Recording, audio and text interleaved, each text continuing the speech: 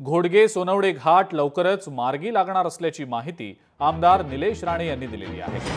सिंधुदुर्ग आणि कोल्हापूरला जोडणारा हा घोडगे सोनवडे घाट लवकरच मार्गी लागणार आहे। गेल्या 10 वर्षात अडचण कशी होईल तेवढंच काम झालं, पण आता हे काम मार्गी लागणार असून याबाबत वरिष्ठ स्तरावर संबंधित विभागांच्या बैठका पार पडलेल्या असून वन्यजीव मंडळ, व्याघ्र प्रकल्प आणि पर्यावरण विभाग यांची त्यांच्यासह सार्वजनिक बांधकाम विभागाची संयुक्तरित्या बैठक घेऊन पाहणी दौरा देखील झालाय आणि येत्या काही महिन्यात या कामाची सुरुवात करणार असल्याची माहिती आमदार निलेश राणे यांनी दिलेली आहे।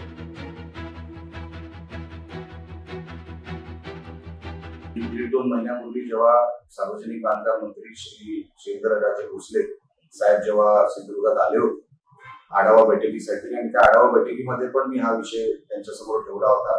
अतिशय सकारात्मकतेने त्यांनी मागच्या 1.5-2 महिन्यामध्ये आम्हाला सहकार्य केलं।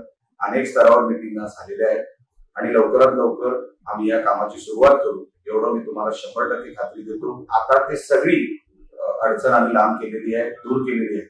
लवकरात लवकर हा रस्ता लोकांसाठी कसा उपलब्ध होईल, त्याची सुरुवात कशी होईल याच्यासाठी आम्ही काम करतोय।